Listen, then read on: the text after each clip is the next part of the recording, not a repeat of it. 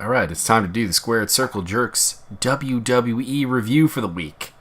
Wobbly, B. He's Byron. And I'm Mike. You are Byron. Don't lie to the people. Oh, yeah. Don't lie to the people. This week, totally. I'm gonna be honest here. My earphones are really, really sweaty because I just did a race room race. And that's it's a hell of a mental workout, and there's a lot of sweat involved. So yeah, there is that. Also, if you enjoy sim racing, leave a comment. We do not. I know you don't. It's just too many. Like, listen, I would totally, completely, and utterly race the shit out of that game. But it doesn't get along with me, and that's at the end of the story. No, you gave it a shot. That's all I ever asked from anyone. Yep. All right, let's. It's been a weird week in WWE, so let's just dive right in and enjoy the oddness. I'm almost more interested in the other things that weren't on TV, like the TV stuff this week. Granted, I did not have time to watch Raw and Smackdown. That's 5 hours I did not put into watching Wobbly B programming. But I watched NXT, and I watched 205 Live. There were some high spots, but for the most part, it was kind of eh. And all of the behind-the-scenes stuff is way more interesting and speculative. It's tremendously interesting, and believe me, we're going to go on about that for a while, but let's at least try to recap the action for the people. I guess. So we open up Raw with Kurt Angle and The Shield, basically. We get the Shield doing the full-on entrance, flak vest crowd, through the crowd, surround the ring. They cut a good promo. We end up with Team Miz coming out with no Bo Dallas. We know why. I haven't noted here with question mark why no Bo Dallas, but I know why now. And what we're going to do here is because last week Ambrose shot his mouth off about them being able to take on 3, 4, 5 guys. It's going to be tonight's cage match in the main event between Roman Reigns and Braun Strowman is going to determine whether the Team Miz gets a 5th guy or if it goes back to being a 3-on-3. Obviously, if Roman wins, 3-on-3. If Braun wins, it's 5-on-3. And both teams are banned from ringside, which, we knew was going to get violated. Jesus Christ. Actually, you know what? I just looked at the clock. Not to be a total dick, but keep the people talking. And keep yourself talking to people interested. I'm going to have to feed my cat and then shoot her. So I'm going to be paying attention while I'm doing that. He doesn't mean with a gun, people. He means... I might. He means for diabetes. Diabetes! My cat got diabetes. It's 8 o'clock, and I got to take care of that. It's a medical imperative. So I'll be popping back here and forth.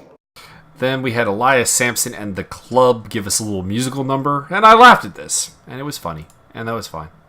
And it leads to a 6-man tag match between Elias and the Club versus Jason Jordan and Titus Worldwide in the form of Titus O'Neil and Apollo Crews. They had a really bad, slow Apollo Crews needs a tag, but can't get a tag spot where he obviously could get a tag.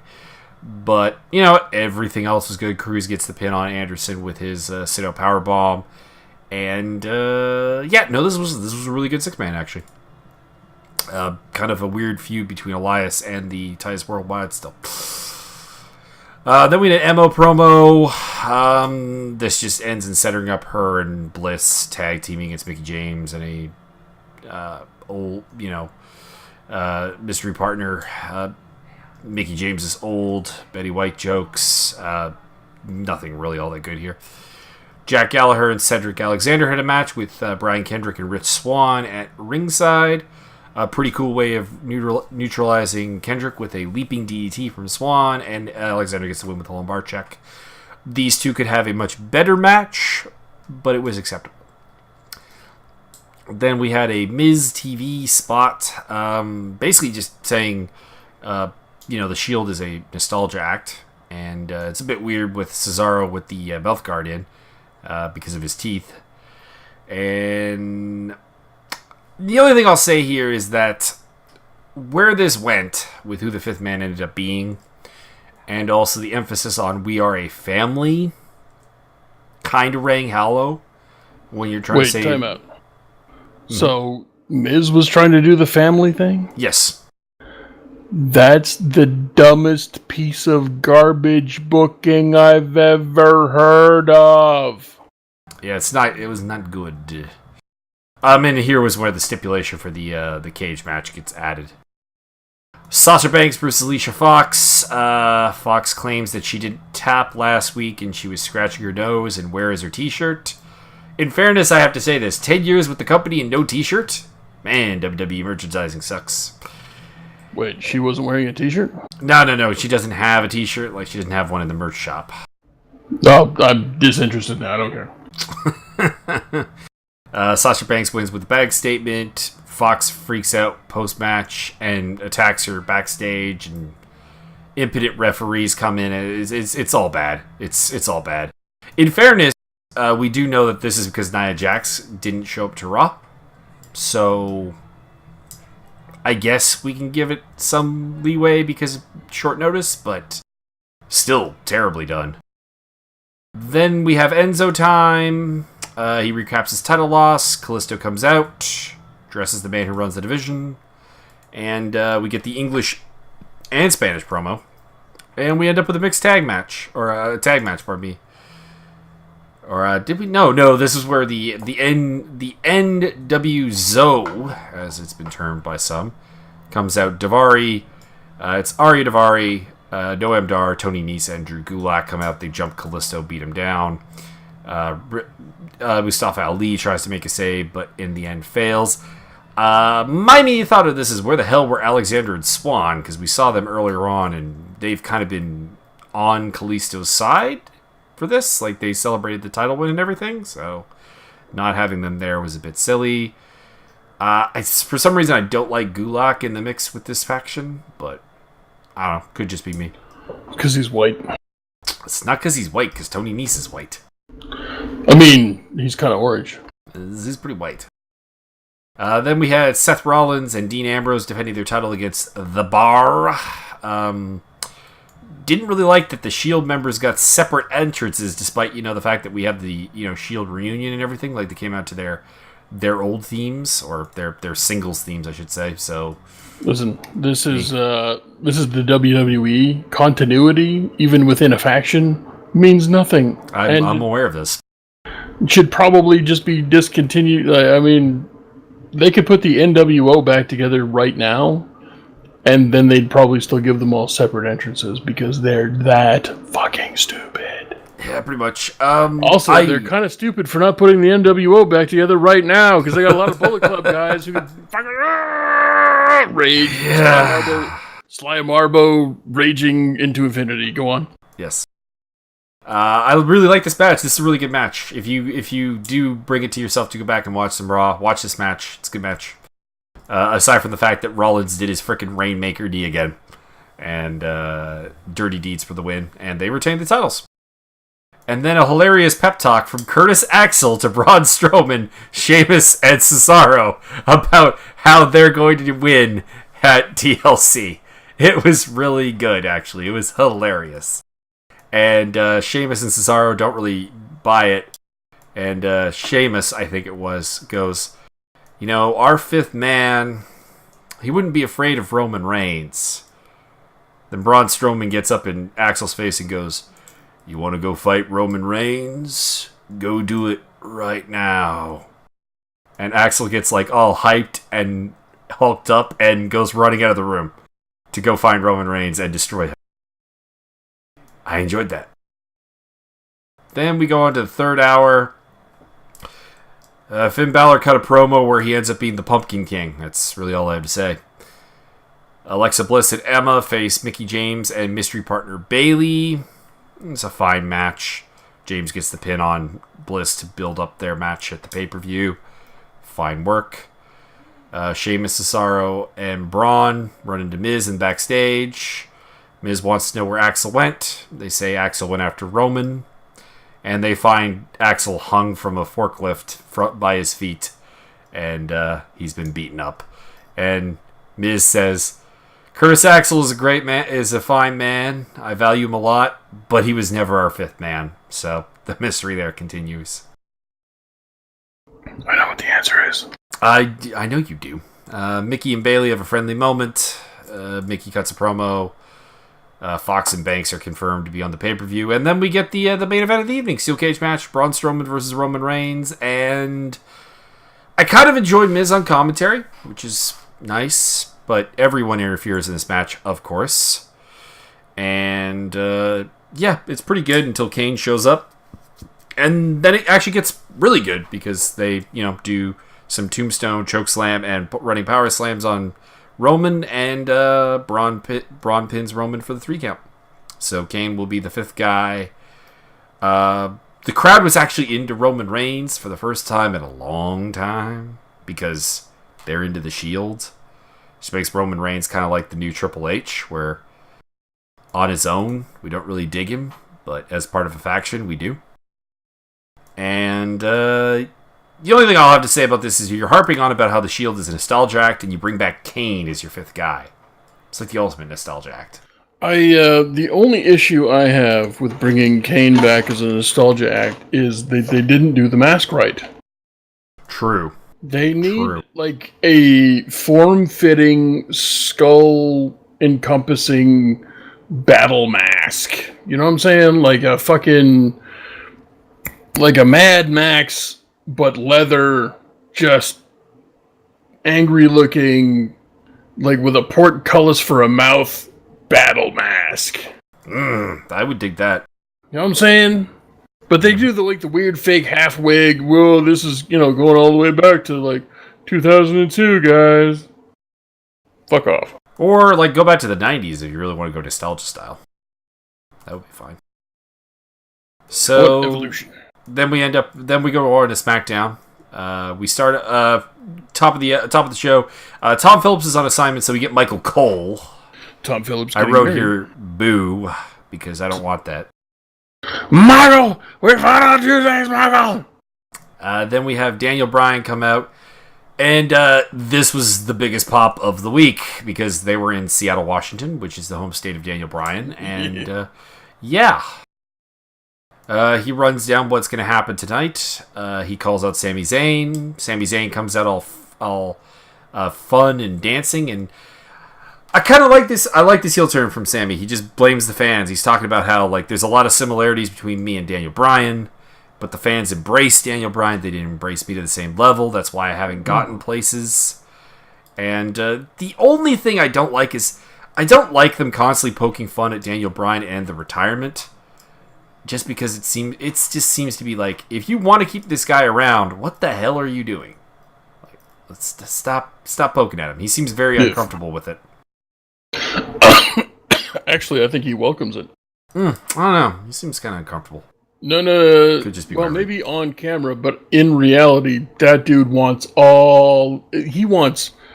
everybody on the planet to know that he got retired early. And that he, in 12 months' time, or was it 11 months' time now, will be out of contract and will be wrestling somewhere. Mm-hmm. No, I agree with that. It's just I think the manner it's being done here. It's kind of the constantly blaming him for his retirement thing that they like to do. Anyways, Kevin Owens comes out, piles on.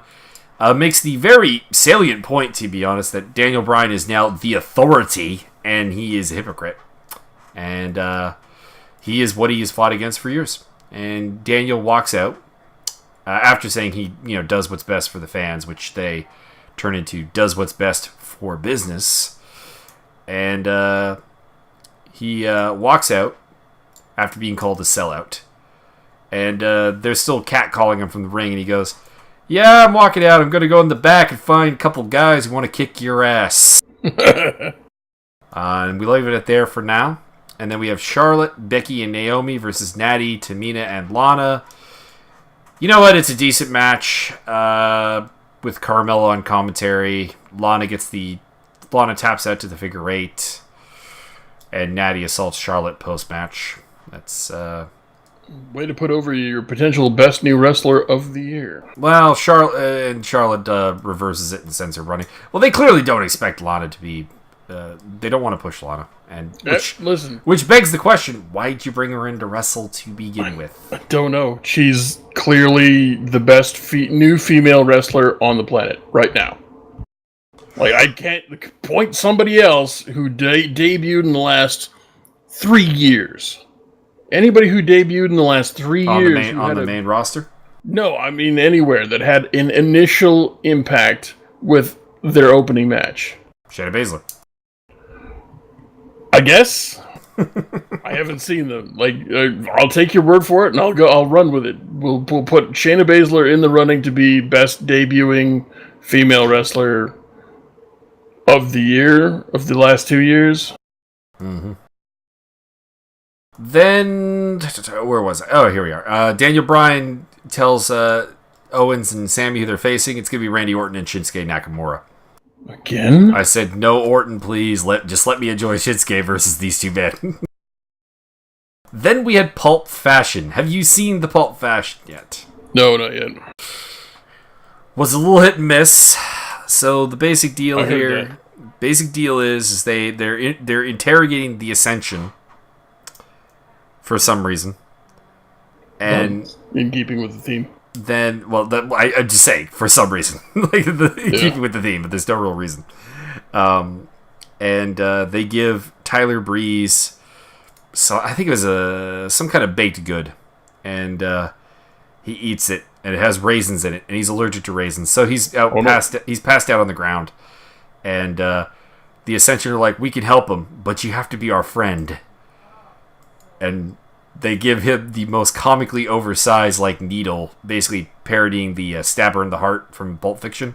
Nice. You got to stab him right here with this, and he'll save him. So they save him, and then the Ascension are like, we're best friends. And Fandango's like, I said friends, not best friends. Not great, but it was okay. Whatever. I still need more of a payoff to this thing. I'm okay with it just continuing as it is. I don't. At this point, we've established the fact we're 3 months, 4 months past any kind of deadline for it will be revealed. Whatever. Yeah, we still don't know who trashed The Office, for example. Who cares? It's 2B. I'm assuming it's gonna be the Bludgeon Brothers. Who cares? I heard that's total trash. Don't worry, we're getting to that. Baron Corbin kills the open challenge, basically by coming out and saying, you want me to put up the open challenge? Well, too bad. Sin Cara comes out for a non-title match, and Sin Cara wins by countout. This Baron Corbin is still being punished, right? Yeah, but with a title that he is now bastardizing, and it's not even him. Yeah. It's not even him. It's their book. You put a title on a guy that you're punishing, and so you're degrading the title beyond usage. What the fuck are you doing? Yeah, that more or less sums it up. Then we had a Bludgeon Brothers promo. This is shit. I feel bad for Luke Harper. Yeah, well, I feel bad. You know what? Both of those guys were doing really fucking good. They had Eric Rowan come out and do some pre-show bullshit. Yeah, the stuff with the bag of masks. That was hilarious. Awesome. That guy has so much charisma, and he was easily able to sell the fact. He could have sold anything he wanted with just small facial expressions and kind of general kind of. It's not quite disgust. It's not quite boredom. It's something in between. That guy has almost Jake. This, from what little I've seen, I'm gonna compare him to Jake the Snake. He doesn't need much. You move a little eyebrow, you move a little corner of the mouth, and then you tweak your cheekbone a little bit, and that's all you need, and you get right through that camera to somebody's heart. He's got that. And they don't have a clue what to do with them. Yeah. They've done two and a half, basically, breakup angles with the Wyatt family, only to wind up with these two guys going back together again. Why is the Wyatt family broken up? Doesn't make any sense. No sense whatsoever. Moving on. We had a bit of a promo op between the Usos against Gable and Benjamin. And Gable and Benjamin are actually really good at the tandem promos. It was really good. That's good. Then we moved on to Jinder Mahal, telling us about how he's going to challenge Brock Lesnar because some boy in India told him that, came up to him, Maharaja. Jesus, who fucking cares? What are you going to do now that you have beaten Randy Orton and you have beaten Shinsuke Nakamura? There is no one left for you to face on SmackDown. Way to bury your roster, but oh well. Yeah. AJ Styles comes out, basically challenges him to a match. If I'm such a loser, you won't mind putting your title up against me. Mahal's not down with that. There's a bit of a smodge. And later on, Jinder Mahal goes to Daniel Bryan and demands that AJ face Samil next week to defend the Maharaja's honor. The Maharaja, these nuts. So we're going to see AJ Styles versus one of the Singh brothers. That's fantastic. Well, at least they get to wrestle, I guess. Then Dolph Ziggler beat Bobby Roode with a tights grab, so Bobby Roode is dead in the water. Then we have a actually kind of entertaining little backstage segment with Aiden English singing, and then the New Day coming in to perform their trumpet and dropping cereal on a guy, and then Rusev comes in to say how much it's Rusev Day, and Aiden English starts singing the Rusev Day song, and Rusev just goes, no, not now, later. Wait, no, hold on, time out, backtrack. Okay. Aiden English isn't singing exactly the same two lines before he gets interrupted week after week after week after week after week after week after week after week. Actually, he sings different stuff in the backstage segments now, including he has a song of It's Rusev Day. What is life? I don't understand. Like, how do I exist in this new planet where they don't have the same guy doing the same line for 19 goddamn weeks straight before he gets squashed like a fucking bug? I don't know what to do now. Yeah, I don't know, this could be fun, but Rusev being wasted in a tag team feud that's not really going to be anywhere near the belt is, I mean, last time they did this, they tagged him with Jinder Mahal, and Jinder Mahal wound up being champion, so maybe it's good for Aiden English. Yeah, I guess. Then we had the Nakamura and Randy Orton match with Kevin Owens and Sami Zayn. It was serviceable, nothing great. Sami Zayn ends up low blowing Randy Orton and getting the win. And then Brian tells them that Shane is coming back next week, and what happens to them is up to Shane. So that's the end of SmackDown. Raw was good. SmackDown, it fell off the cliff a little bit at the end. 205 Live. We open up with Enzo and Kalisto having a confrontation. Went a little long, but they've kind of been doing it a little bit long with almost all of Enzo's promos. Like, the material is honestly really, really good throughout. It's just that there's only so much promo I can sit through. I was fine with his whole intro promo. I thought it was, he usually starts off not as good as he can be, and then they obviously don't have faith in anybody else, so they have him do like 2 or 3 or 16 or 24 more promos. I'm surprised there's wrestling on that show anymore. But he opened it up with a bang. Like, that guy didn't hit it. He didn't miss a beat. He was all over that. Oh. Kalisto comes out. We get a bit of a brawl, which is leading into Mustafa Ali and Kalisto versus Enzo and Daivari later on in the evening. We get a match between Rich Swann and Jack Gallagher with Alexander and Kendrick at ringside. You know what? I was surprised at how much striking they worked between these two guys, because Rich Swann, not normally much of a striker, but interesting. Gave the match a bit of a different feel than every other match Rich Swann has had, which is a good thing. Yeah, I'm going to be honest with you, most of these matches on this card, I just tuned out. Like, it started out kind of okay, and then I just kind of faded away and found myself checking things out on websites and just kind of, oh, he did a thing, cool, that's awesome, I like that, yeah. That's as much impact as this really gave to me. Yeah, I can't disagree with that. Like, it felt a little different, but it's still, like, I know these two could have like not a 5-star class, but like a 4.5 star classic, and they're just not allowed to. In the end, basically, this comes down to the heels are a little bit better interfering, but Kendrick gets caught trying to use the ring bell, and then it breaks down into a brawl. Somehow, Swann gets the win by DQ. I kind of thought that this should have been just a thrown-out match, but okay. Then we move on to Drewtopia time. Hey, Drewtopia. I did have an interesting note here to start off with. I'm like, this is an interesting note. I've actually seen Nigel McGuinness wrestle Drew Gulak, so that just puts an interesting slant on the commentary. We have We Want Chance. That's pretty cool. And I'm not really digging Gulak going with the I am your father bit. I think that's a little too far, but that's just me. Well, he's got it's pretty obvious that the crowd is totally dead and completely retarded, so he's got to go as heavy-handed as he possibly can, and I don't fault him for it. I fault all of the bookers and everybody in the head office for making him have to get to this point. Like, if he has to go this heavy-handed and this just brutal, like, over-the-top nonsense, that's the booker's fault. They don't have a clue what they're doing. Oh, we've been through this. When I complain about the in-ring talent, believe me, I'm not complaining about the in-ring talent. I'm complaining about everybody else. It's just they to the point where he's got to tell people that he is their father and therefore has to enact the that was interesting. What was going on there, cat? Apparently my cat was up on my coffee table and knocked one of my larger knives off the floor. Or off the table. Nice. Anyway, once you get to the point where you have to have the talent pull some abusive stepfather shit, you may have fucked everything up. Just putting that out there. I mean, You can take it or leave it. Yeah. They need...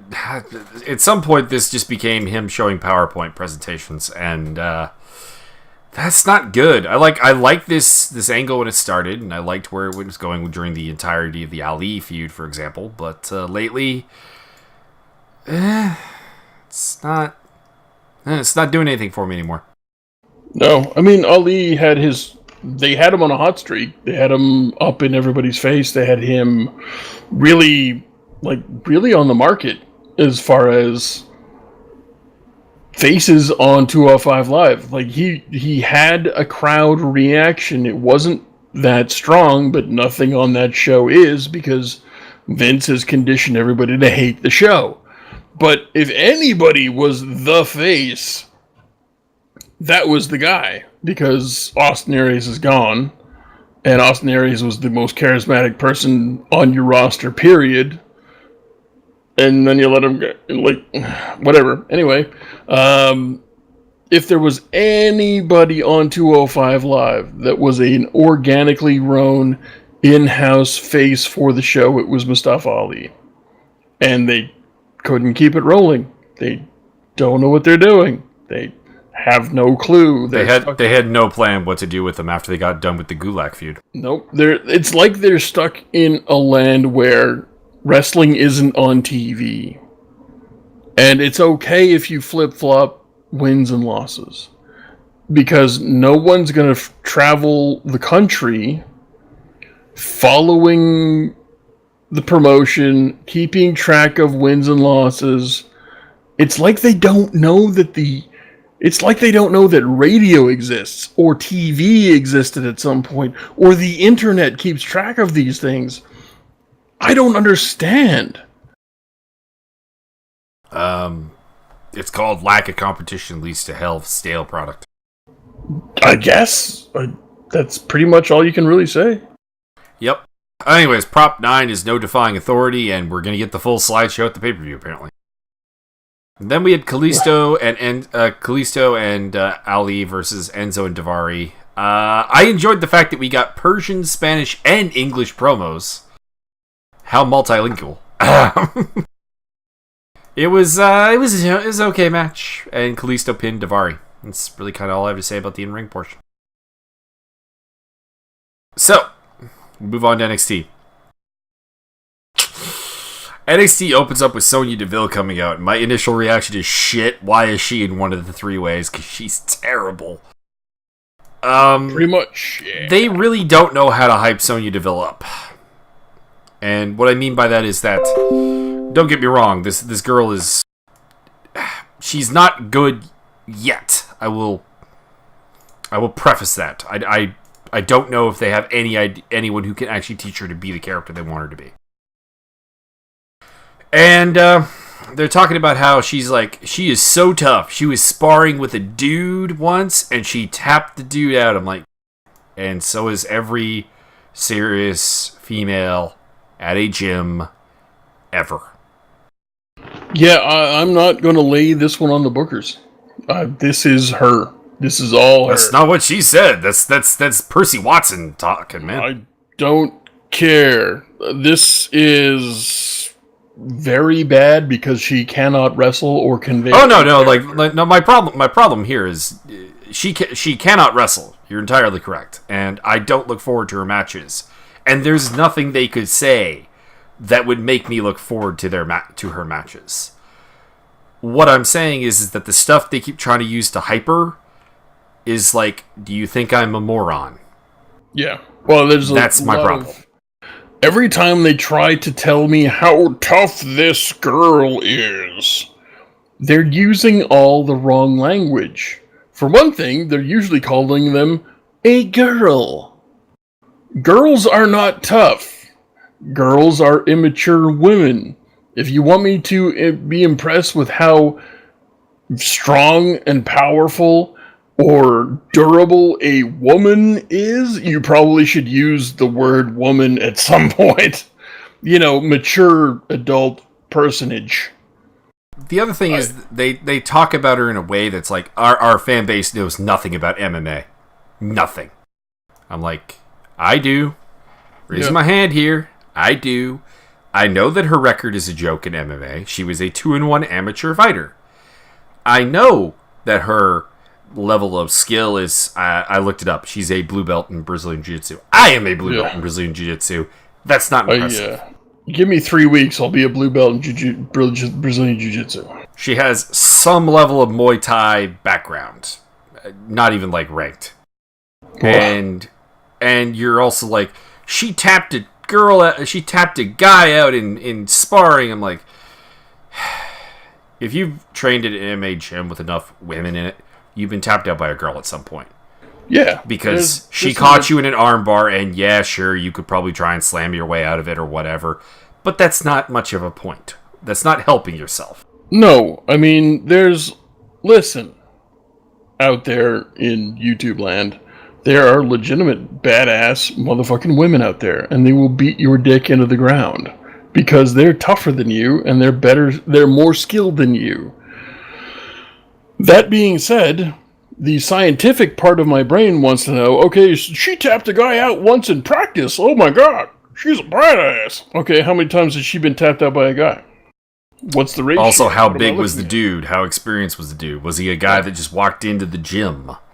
Was it the owner's cousin who pays to kind of like show up and take pictures with real fighters? Was that the guy that she tapped out? Was that the guy?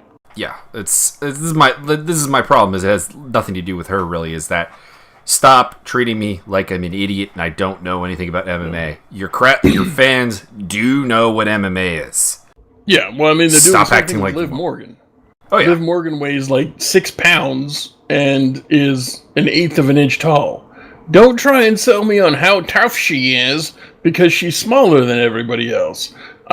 If she's smaller than everybody else, she better be faster than everybody else. She better be better, just better than everybody else. Or here's the other thing. If you want to convince me that Liv Morgan is really tough, for example, let the ring work show it.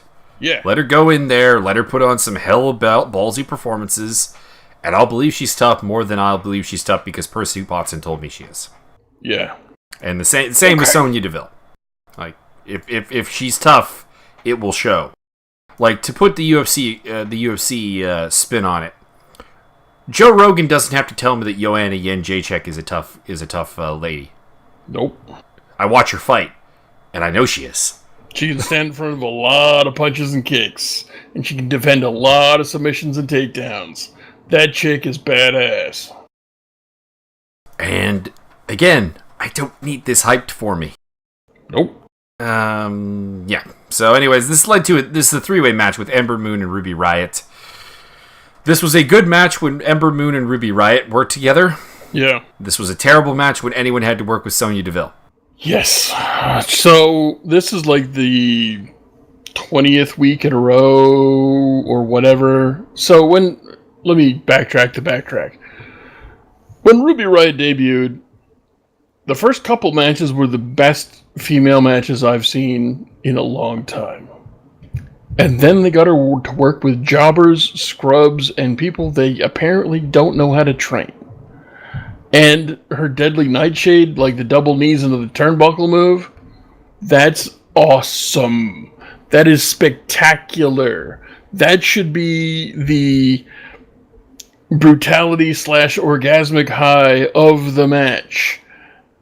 And you can't get anybody to take the move correctly. What the fuck's wrong with you idiots? I was kind of lulled into thinking Sonya was okay during this match because she was honestly not doing much. But then Ruby Riott is going to do this forearm dive to the outside, and Sonya's supposed to counter it into a forearm, basically. And I realized, my God, Ruby had to move at like 1/100th of her full speed to make this happen. God, she's so bad. It's like either she is so bad or Ruby Riott has no faith in her, which is probably because she is so bad. Both? Let's just go with both. It's just, Jesus. Sonya Deville, she's so uncoordinated. She was a professional fighter? Wait, let me look this up. Typity type. Yes, she's a 2-1 pro fighter. Who did she fight? I don't know. Some dumbass bitch from a fucking strip mall. Probably. Her wins are over 2 girls with a combined record of 0-3. Jesus fucking Christ. And she probably beat somebody who never fought again, right? They both never fought again. All right then. So she's garbage. You can, there's no other way to put it. She's a garbage fighter. She beat people who never fought again, and she lost to somebody who probably has at least 2 more wins, bottom line. You'd be wrong. Or would I be wrong? Yeah. The person who beat her is 2-4. Okay, so you got beat. You are garbage because you got beat by somebody who's trash. That's where you're at right now. Apparently, you're supposed to have some sort of physical coordination, which is not true. That's not happening. It's not showing itself, that's for sure. That's not the truth. She was on the Tough Enough show that they did recently. She wasn't even all that good in the physical competitions then. They had her and another MMA fighter. It was a dude MMA fighter. The dude was doing really well in physical competitions. He was boring as shit. I don't think he'll make a good wrestler because he has 0 personality. No. And that was their knock on him. He's small and he has no personality. But she wasn't even doing all that well in the physical aspects of it. It's why was this the one girl from that show that they have really done something with? Why? It doesn't make even a lick of sense. It doesn't make it. I don't understand. Also, the MMA gimmick is so dead because you have the 4 horsewomen deal coming in. You have Shayna Baszler coming in. You have Jessamine Duke coming in. You have all 4 of them have more MMA credentials than this girl. Listen, I've never had a fight, and for the record, I have more credentials than she does. And for the record, Jessamine Duke was a terrible MMA fighter. She was still better than this girl. Yeah. That also makes me laugh every time. Jessamine Duke, UFC star. What? What are you talking about? I'm trying to remember if she won a fight in the UFC. Anyways, we'll finish up on this match, and then I'll look that up real quick just for my own edification. So Ruby Riott, I think she may actually have legitimately fucked up her ankle on the crossbody to the outside. Although DeVille wound up doing an ankle lock spot with it, so I think it was just extremely good selling on Ruby Riott's part because Ruby Riott is a professional. Holy shit. If you hire professionals, look what happens. No, I believe that she was supposed to be selling it. I just almost believe that she may have also slightly tweaked it as well, but she was overselling it.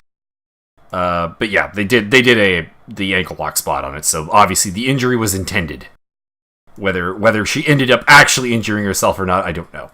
And then Moon hit the Eclipse on Sonya and then pinned Ruby, which actually was a pretty cool spot. I that enjoyed was that. a really good spot. It was a really good spot. It's a shame that they had the wrong person taking it. I don't know. She took the move okay, actually. Yeah, but probably because she couldn't see it coming. Ruby Riott would have been so much better at actually taking the move. Oh, and to answer the question earlier, Jessamine Duke did win one UFC fight. She won a decision against Peggy Morgan in her debut, and then lost to Betch Gohea, Leslie Smith, Elizabeth Phillips, got sent down to Invicta, where she got finished by Irene Aldana and Cindy Dambois. Jesus, I've heard of literally one of those people. They're all actually reasonably decent fighters. I mean, clear, all of them are in the UFC currently. To be fair, the only reason I've ever heard of Betch Gohea is because she got fucking bitch stomped by Ronda Rousey. Mm-hmm. That's the only reason anybody's ever heard of Betch Gohea. Yeah, I would have, but I'm an MMA hardcore. I am less hardcore.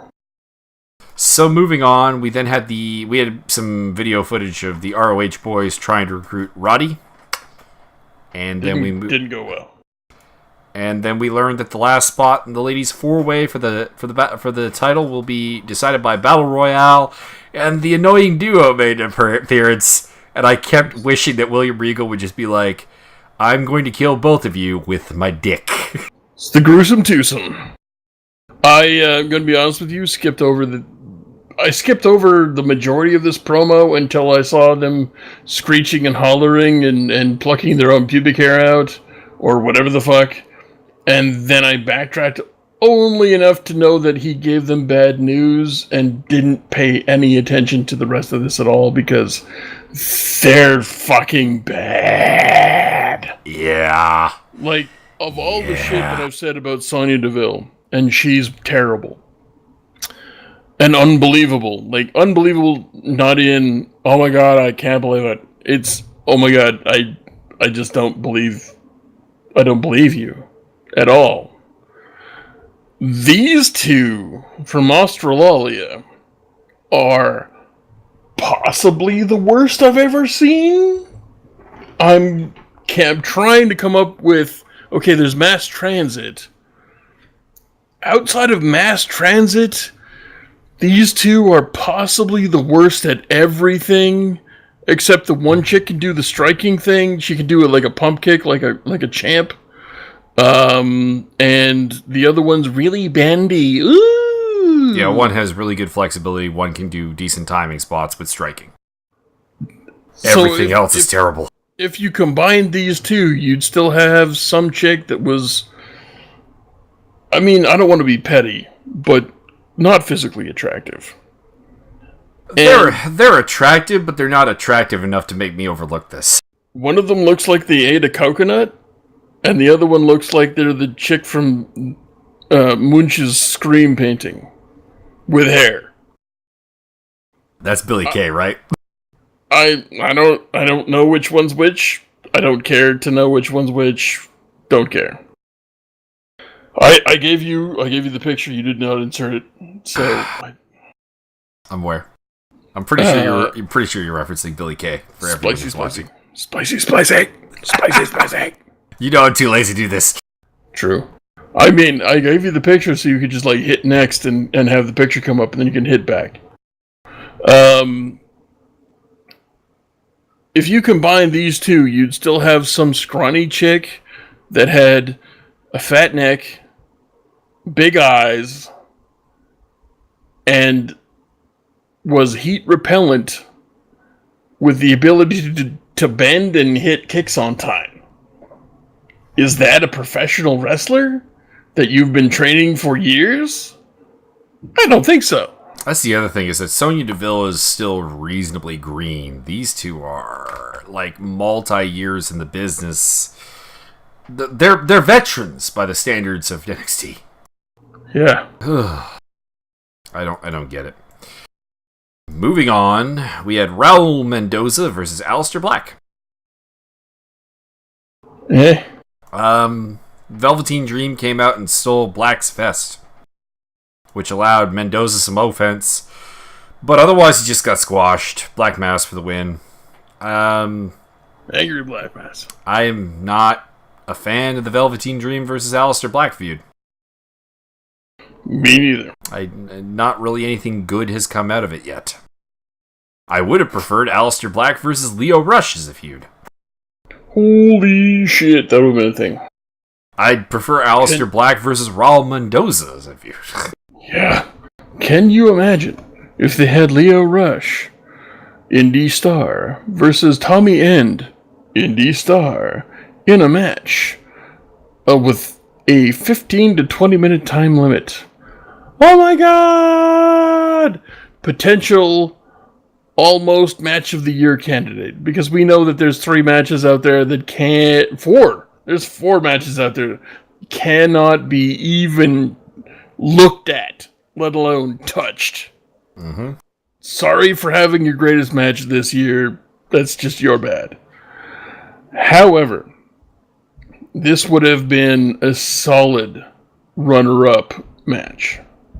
The problem is, you didn't let it happen, because you want to push a guy that you've been training for 3 years now, and can't get over until you gave him the, oh my god, Prince died, let's give him Prince's gimmick. Let's give him Prince IAK's gimmick from back in WCW, back in 1996. Let's do that, because it's going to be great. Slobberknocker! Oh, Slobberknocker! And I understand that I've been a guy who's been a big fan of elevating the greener guys to working with people who are not so green to see what they can do. Aleister Black is not a guy I would use for that because his style of wrestling is kind of unique. I mean, there's other people who do similar stuff, but he's a very you're not going to run into someone else. Like Patrick Clark is never going to feud with someone like Aleister Black ever again. And that's why it doesn't make a very good step. Like, I'd have... who would be good? How's this sound? Patrick Clark versus Cassius Ohno in a feud. No. I think that would actually work. And they're not doing anything with Ohno anyways, let's be real. But I would use someone who's a little bit more generic in their wrestling style to work with and do some things with. Not Aleister Black, who should be pretty much in a headlining feud on NXT right now. He should be feuding for the title right now. Well, title or like the number 2 singles angle on the card. At the lowest. And Velveteen Dream is not ready for that. May never be, but at the very least right now, not ready for that. Not ready for Aleister Black. No, he's like, how long has he been in NXT for? A couple years. I think it's like three years that he's been in developmental. He's been out for maybe the last 2. So you got a guy who's been in training for 3 years, and you're trying to push him to. He might have had a year before he got to the Performance Center as well. So 4 years tops. All right, 4 years. Let's give him 4 years. You got a guy who's been training for 4 years and ostensibly having matches? Question mark in the air against Tommy fucking End. Well, that's a bad idea. I don't care who you've got on the other end of this. If you listen, okay, if you've got Kurt Angle on the end of this, like a Matt Riddle. If you got Matt Riddle, Kurt Angle, maybe Braun Strowman on the other end of this. Braun Strowman 4 years in was pretty bad. Whatever. Anyway, if you got some genius prodigy talent, and don't bring up BJ Penn because he's not. BJ Penn is prodigy with no work ethic. Yeah. Physical too is great. If you got some ultimate over-the-top prodigy to work against Tommy End, a.k.a. Aleister Black, great. That's not happening here. You've got some middle-of-the-road, until he proves me wrong, middle-of-the-road at best, new guy that doesn't know what he's doing and is just giving lines and going out there.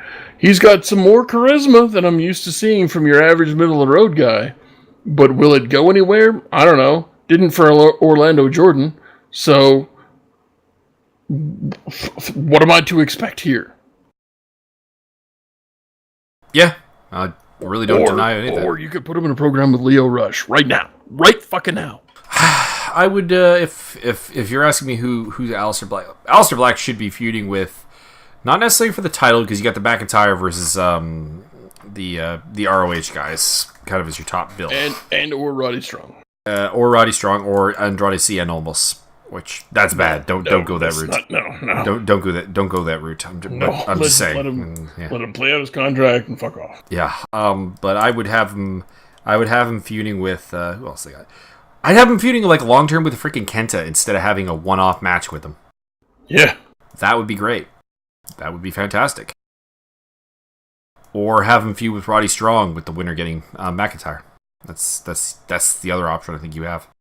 Yeah. But, yeah. And then we had a Drew McIntyre interview.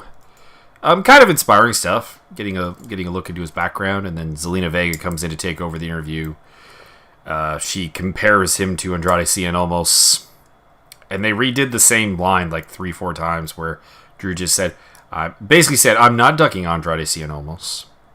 If he wants a match, bring him. And we'll have a match. And then she would kind of go into it again about how he's ducking her. And then we go back to it. And then again. And then back to it. And that got old. I skipped that. That got freaking old. As soon as he hit the smarmy, it's always been my dream, I skipped ahead. And then suddenly Tits McGee was replaced by Hispanic Tits McGee. And, oh, Papi, we need a match against a guy. Skip ahead. This was garbage. Come on. I didn't say it was good. I said it was garbage. I kind of liked him talking about his background. I do like I like the story, the rise. Yeah, no, listen, I heard him talk about, like, he moved 4 days after he and the missus bought a very brand new place. He got kicked out of or quit the WWE. That was never made clear. And quite frankly, I don't care. I'm assuming Vince fucked everything up and did it all wrong, and then released the guy that was the future of his company. Well, the weird thing about McIntyre is that Vince even thought he was the future of the company. He put the chosen one label on him. Yeah. And yeah, that screwed him over because he was Roman Reigns before Roman Reigns in a nutshell. Where it's like, this is the guy Vince wants to push, so we're going to reject it. Yeah. So it was just as soon as and then I didn't know what we were gonna do, and then I can't care. I literally cannot care. I cannot care about this guy who is about my size and in way better shape than me. Let's be clear about that.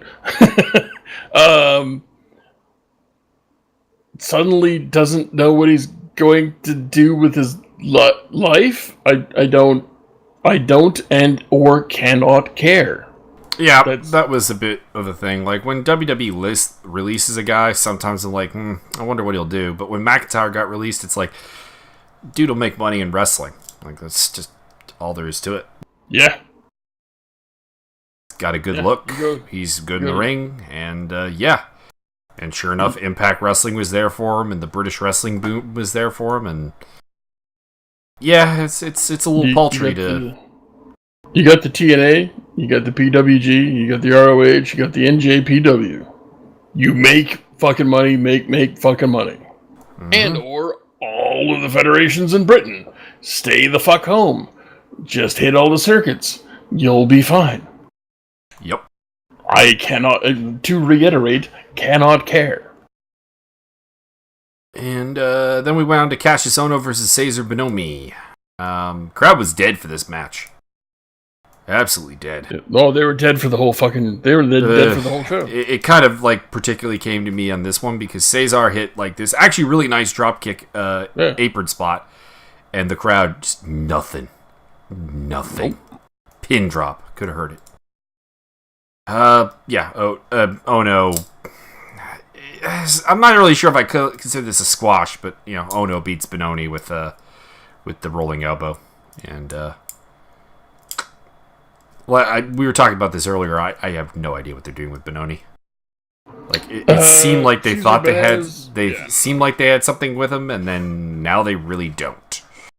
And I don't really know what the plan was there. To be honest, they only ever had anything going on with him for one single match, and that was 6 months ago, or 4 months ago, or doesn't matter. Doesn't really matter. They had one thing going for him one time, and that was it. Like, he's never been able to capture or inspire any kind of crowd reaction since then. Well, of course not. They said, "Hey, we gave you a win over Andrade Cien Almost. Now go out there and get squashed. Then we're going to put you back with Almost again, and he's going to squash you." But my deal is, you should be able to do something. Like, something on your own. That's what makes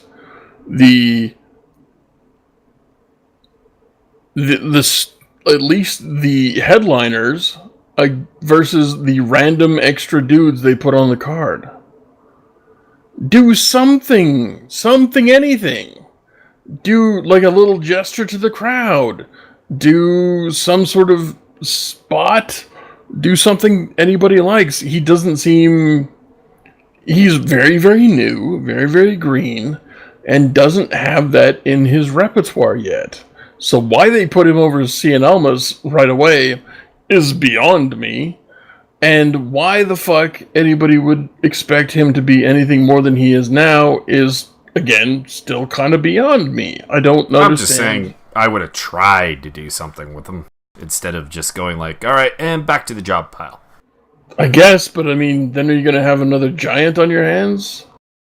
Oh, no, I mean, you give up at some point when the guy can't do anything. Don't get me wrong. But the other part is that they keep repeatedly over and over and over and over and over talking about his BJJ background, and he's never done a single submission move in his entire goddamn career. Nope, he's more of a striker, honestly.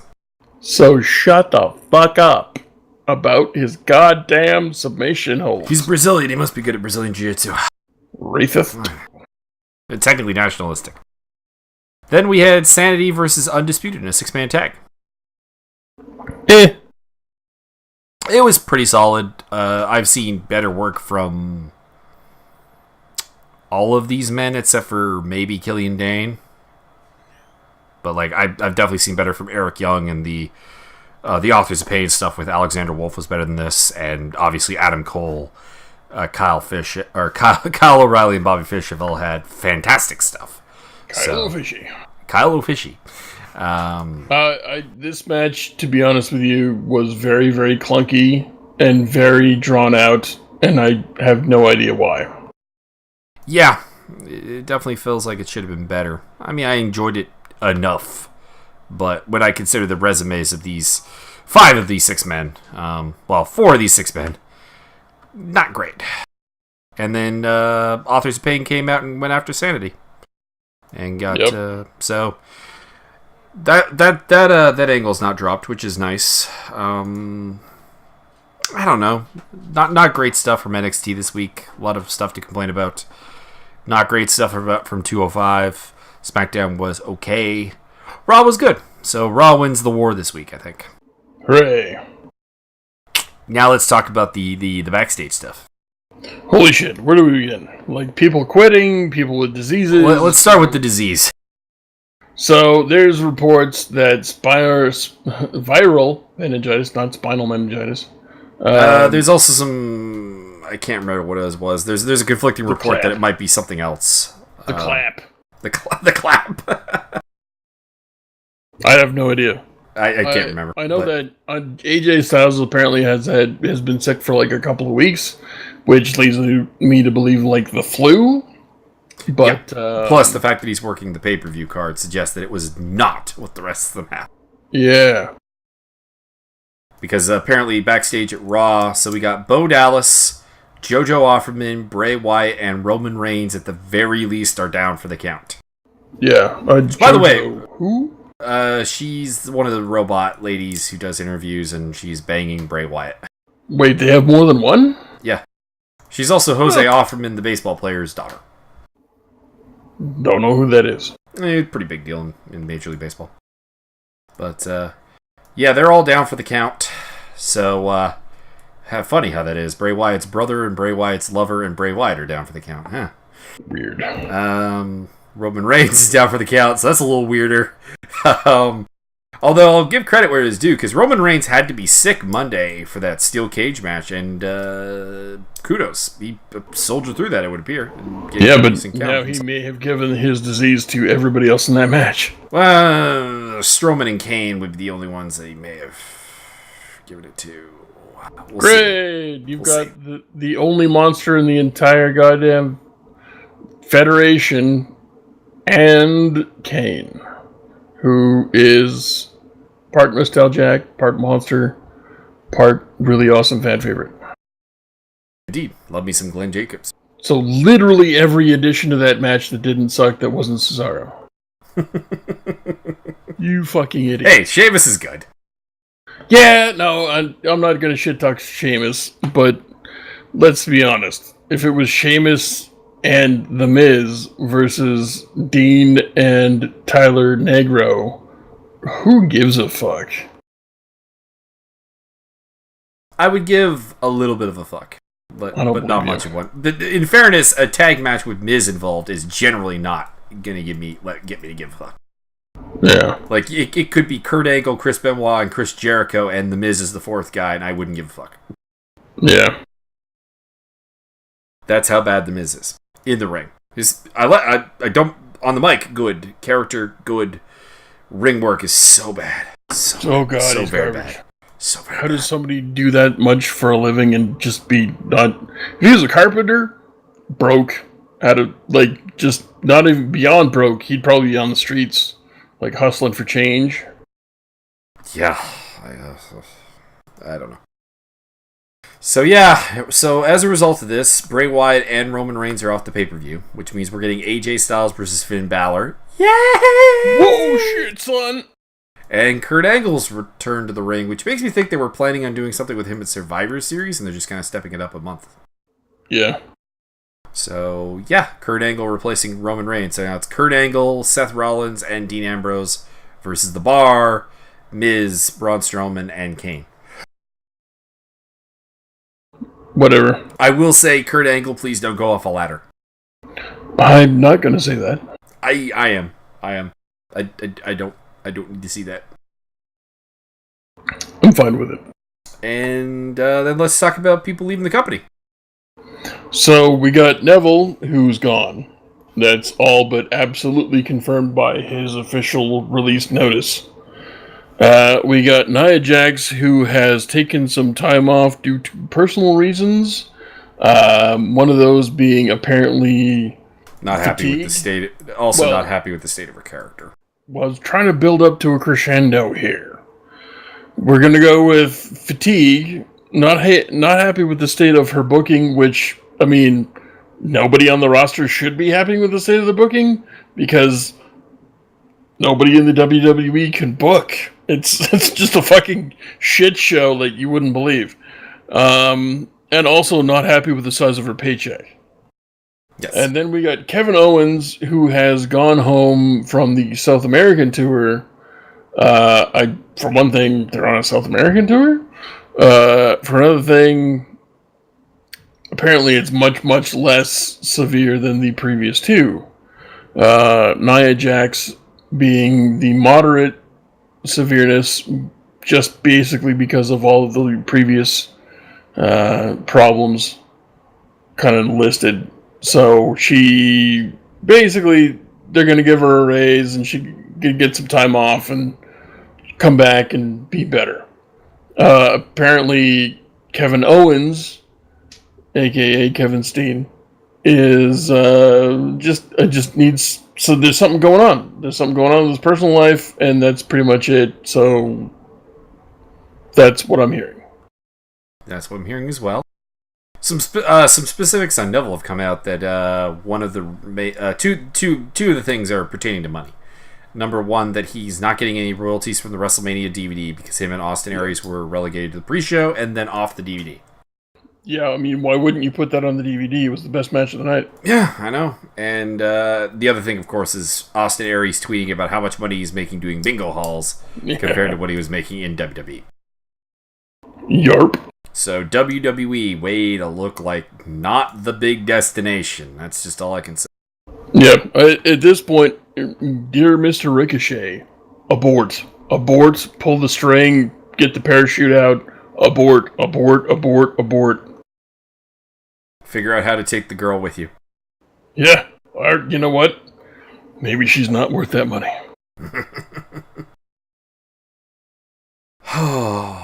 Sad days.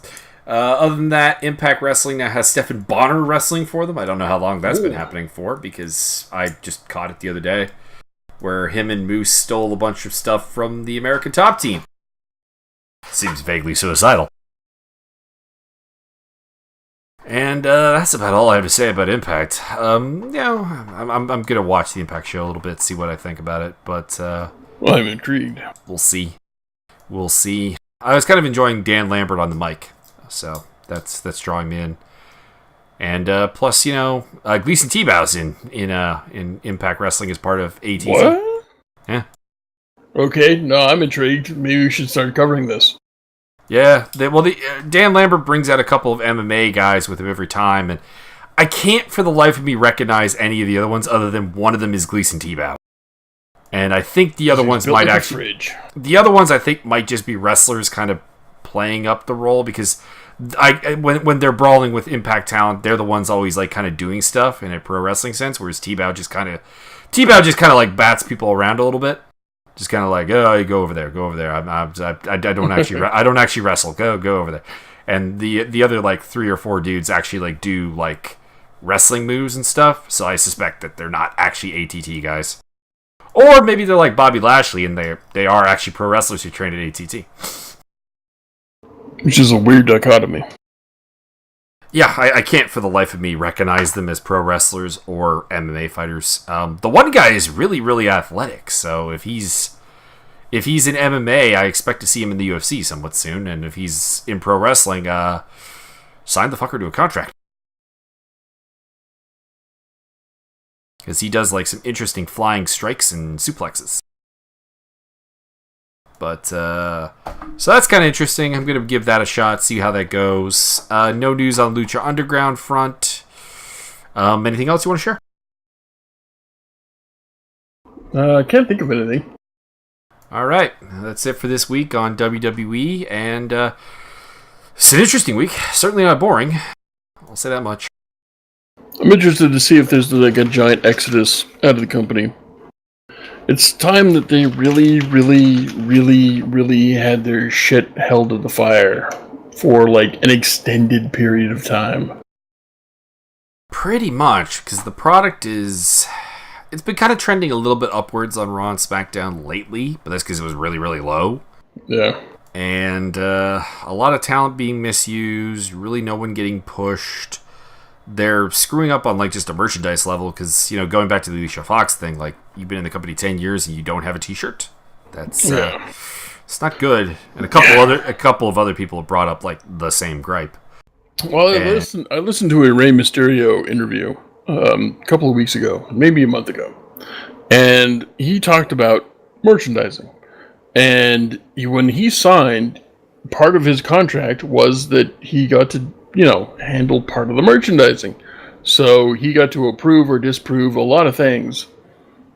And he had his thumb on the pulse of this. Do these people not understand that there is merchandising? That maybe they should be participating in?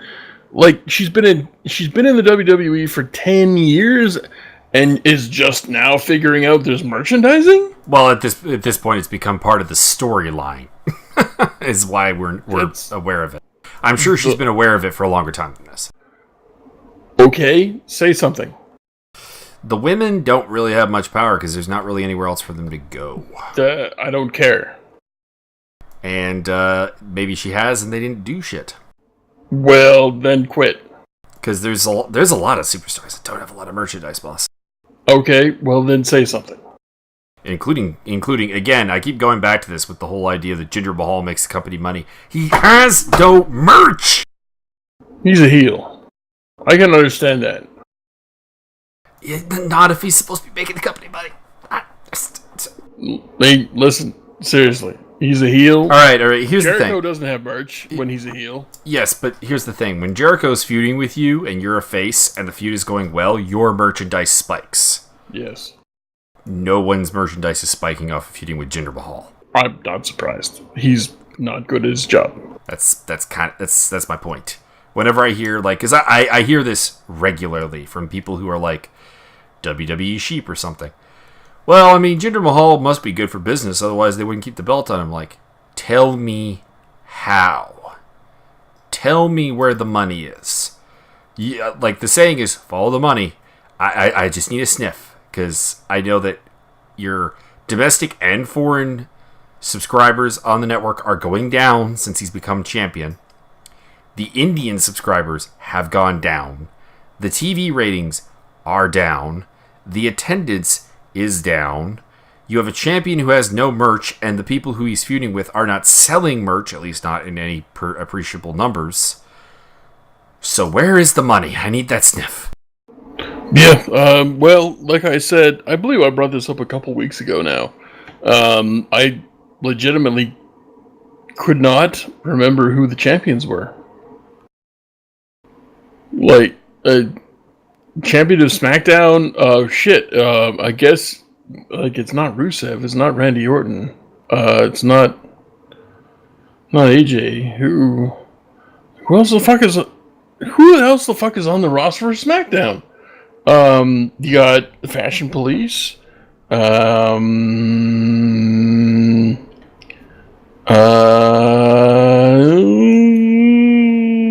I legitimately didn't come up with any other names. You can come up with Dillinger? Come on. Did not. Weird. 10! Anyway, I have, at frequent and long stretching intervals, cannot remember who your champions are because they are stupid, sucky, or don't ever appear on the program. So, or if they do, it's a segment that you want to fast forward through. Yeah, probably, yeah. You're doing it all wrong. All of it is wrong. Every aspect you're performing is wrong. I don't remember who any of your champions are. I know who the NXT champion is because it's Drew McIntosh. Oh wait, I said that wrong, didn't I? Yep. And your 205 Live champion is fucking Rey Mysterio or something, right? Kalisto. Same thing. By the way, anybody out there, please tweet at Joey Ryan Online that he is Rey Mustachio. Please do that. Because that is my new designation for him. He is king of mustache. So your champions don't mean anything, so you shouldn't have championships anymore. And if you shouldn't have championships anymore, then there's very little motivation for anybody to compete. I'm using air quotes, compete in your air quotes federation anymore. So probably quit. Yeah, I have to say, if I was a WWE superstar, I can count on my fingers the number of guys who I wouldn't suggest quitting to. Like, if I was the agent, friend, family member, whatever the case may be, for almost all of the males. The females I kind of get because there's not a ton of places to go. Although if I was Asuka, I would quit and go back to Japan. I would quit. Like, there's a couple of people. Jinder Mahal is realistically speaking, he's making as much money as he's ever going to make. So, go Jinder. All the power to you. Roman Reigns, same thing. But if I am Ty Dillinger, Sami Zayn, Kevin Owens, AJ Styles, Daniel Bryan, obviously. If I am the Fashion Police, if I am...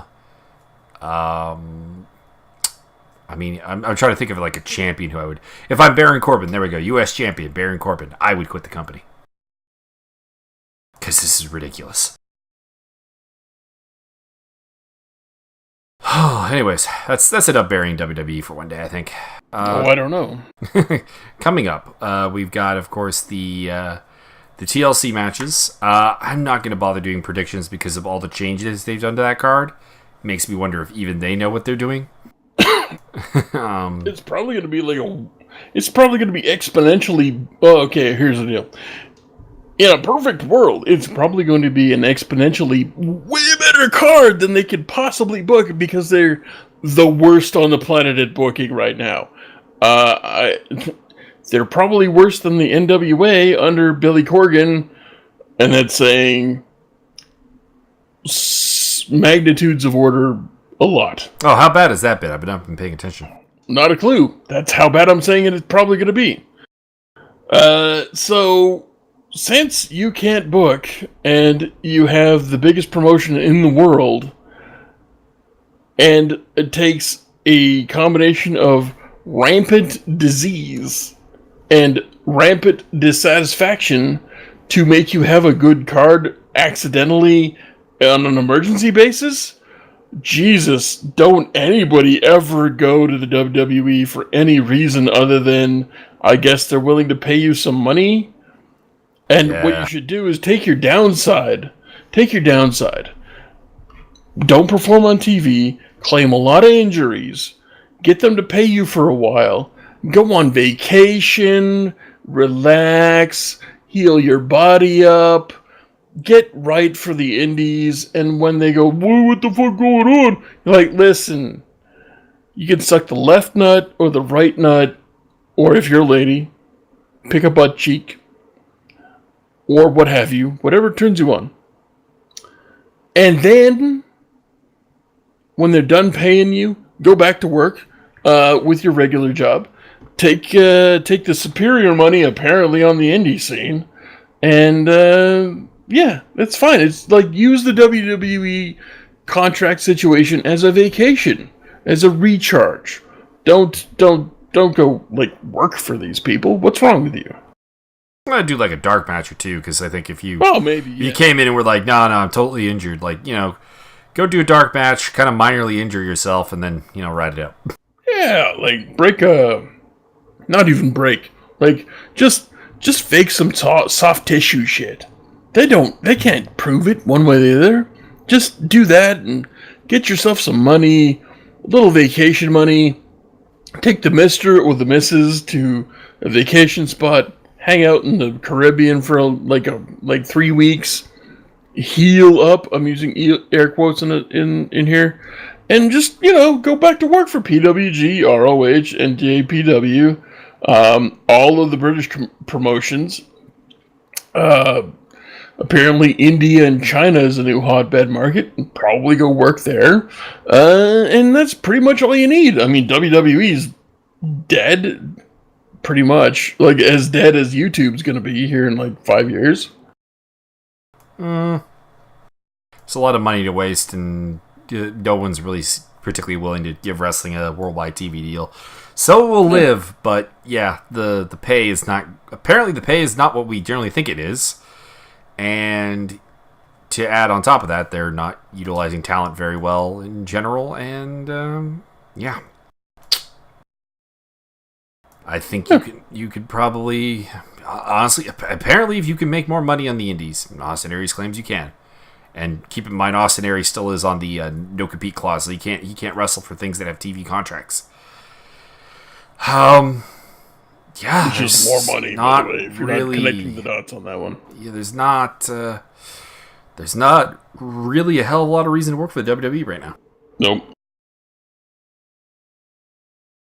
Because also you're still the independent contractor, which again, someone please legally challenge the independent contractor status of WWE Superstar.